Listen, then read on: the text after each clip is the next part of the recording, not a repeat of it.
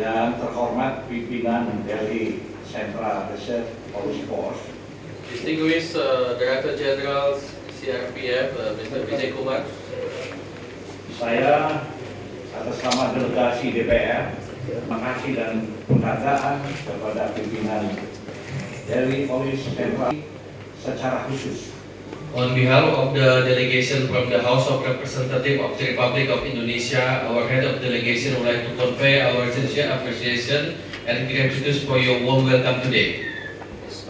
Saya pertama kali masuk ke office ini merasa seperti masuk ke rumah saya sendiri.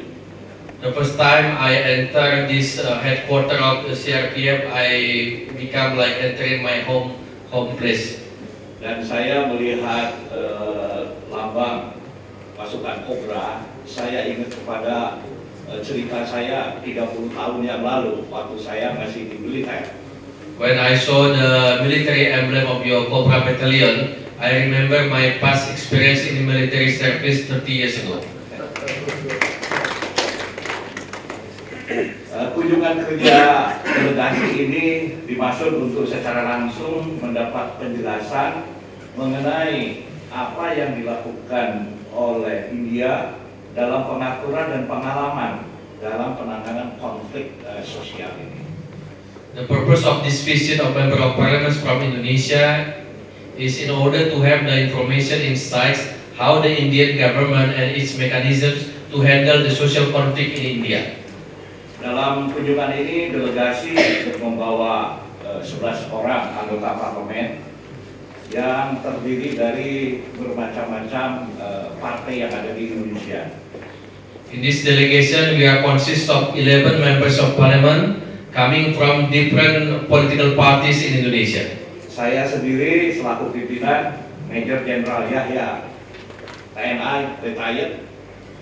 I myself as the head of delegations, Major General retired from Army, Mr. Yahya Sajawirya. From Democratic Party. From Democratic Party. Kemudian yang kedua, Mrs. Teti Kadi. Second one is Mrs. Teti Kadi. This actress, the singer. Actress singer in Indonesia. Dari golongan karya. From golongan karya party. Dr. Subianto. Dr. Subianto. Dari Partai Demokrat. Demokrat Party.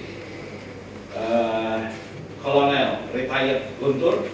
Kolonel retired Guntur. Dari fraksi Demokrat. Demokrat Party. Mr. Nanang Samudra. Mr. Nanang Samudra. Dari Partai Demokrat. From Demokrat Party as well. Mr. Syed Fuad Zakaria. Mr. Syed Fuad Zakaria. Dari fraksi Golkar. From Golkar Party. Mrs. Agustina Basik-Basik. Mrs. Agustina Basik-Basik. Dari Partai Golkar. From Golkar Party as well. From Papua. From Papua Province. This one from Nangro Aceh Darussalam. This one from Papua. Mr. Hasrul Aswad. Hasrul Aswad. Dari Partai Persatuan Pembangunan. From the United Development Party, Islamic Party. Mr. Endang Sukandar. Mr. Endang Sukandar. Dari Partai Persatuan Pembangunan. From the Islamic United Development Party as well. And the last, Mr. Ali Maskan Musa. And the last is Mr. Ali Maskan Musa. Dari Partai Kebangkitan Bangsa. From the Awakening Party. Yang terhormat, Bapak-Bapak sekalian, saat ini kami panitia khusus dari parlemen sedang membahas untuk membuat undang-undang tentang penanganan konflik sosial. Distinguished ladies and gentlemen, at the moment Indonesian Parliament, especially Special Committee on Social Conflicts, in the middle of processing the special bills related to the social conflict in Indonesia. Undang-undang ini memang diperlukan karena Indonesia merupakan salah satu negara yang memiliki potensi konflik sosial. We consider this proposed bill of social conflict is very important for Indonesia because we have potential of social conflict in Indonesia. baik karena heterogenitas suku, ras, agama, dan etnis, maupun dalam ketersediaannya sumber daya ekonomi yang terbatas tidak sebanding dengan jumlah penduduk. Not only because of diversity in the terms of the ethnic, religious, communities, languages, as well as the economic resources in our country. Indonesia berbagai macam suku dan jumlah penduduknya sebanyak 240 juta. We have many or hundreds ethnics in Indonesia, as well as population consists of 240 million people. Masalah-masalah lain adalah kesenjangan sosial dan masalah politik. We have also other problems such as social gap and as well as for the political problem. Indonesia juga sedang memang menata dan mengedepankan masalah demokrasi di dalam kehidupan politik, namun masih ada hal-hal yang berbenturan dan menimbulkan konflik sosial. Indonesia now entering a new era of the democratic reform, but we are still facing some problem in this democratic phase of Indonesia also. Kemudian di sisi lain, Indonesia belum memiliki suatu sistem penanganan konflik yang komprehensif, yang meliputi semua tahap penanganan konflik yang integratif untuk menyatukan sumber daya nasional baik secara institusi pusat, daerah maupun masyarakat dalam satu sistem yang utuh. In the framework of social conflict, we don't have special structure or mechanisms. Maybe this visit will be learned about this from your experience also. Konflik sosial bukan saja merupakan persoalan yang dihadapi oleh bangsa Indonesia. Oleh karena itu, kami memandang perlu untuk mendengar dan mengetahui praktek dan pengalaman di negara lain, khususnya India. We do believe that social conflict not only occur in Indonesia, but also in other countries such as in India. That's why we would like to learn your experience in handling this kind of matter. Mengenai sebab-sebab konflik serta akibat-akibat dan bagaimana solusi atau penanganan yang dilakukan oleh negara India. As well as the source of the conflict and how you handle the impact of the conflict or other mechanism related to this matter. Pengalaman yang nanti akan kami dapat, berbagai macam masukan, akan memperkaya substansi bagi penyempurnaan konsep penanganan konflik, sehingga di dalam undang-undang konflik tersebut akan lebih komprehensif. Kami berharap setelah kembali kami ke Indonesia akan mendapatkan bahan masukan yang banyak sekali dari India.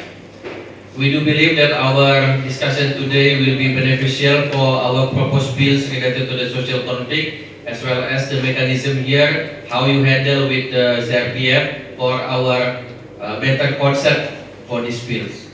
Sebagaimana Indonesia, India juga merupakan negara plural yang terdiri dari berbagai suku, agama, ras.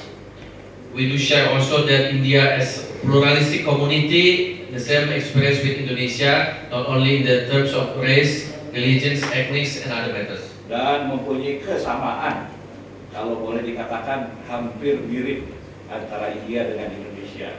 And we have commonalities in this matter. I can say that there is similarities as well in our experience. Sehingga kami ingin mengkaji lebih dalam yang terkait dengan penanganan konflik. That's why we would like to learn more from your side and your experience. Di Indonesia ada polis, ada TNI. Penanganan konflik itu adalah ditangani oleh polis. Tetapi manakala polis tidak siap atau polis merasa kesulitan dan tidak mampu, maka akan terjadi proses pemindahan permintaan penanganan kepada TNI atau militer. Nah, ini juga mungkin nanti akan menjadi pertanyaan-pertanyaan kita, peralihan dari polis ke militer. In Indonesia, we have the police, we have the armed forces. For the social conflict, usually the police will be involved in our case, but sometimes the conflict can be escalated and the armed force of Indonesia will be involved for the mechanisms in handling the said conflict as well. Sehingga kami juga ingin mengetahui kapan institusi dari general masuk sesudah terjadi konflik tersebut. That's why I would like to also to know more in detail from your side when your role will be in handling the social conflict in India.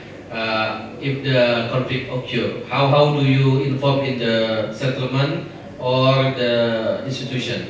Kemudian juga kami ingin mengetahui apakah dalam proses penanganan konflik dilibatkan juga peran dari masyarakat atau tokoh-tokoh agama, tokoh masyarakat, sehingga proses ini akan lebih cepat terselesaikan dengan baik.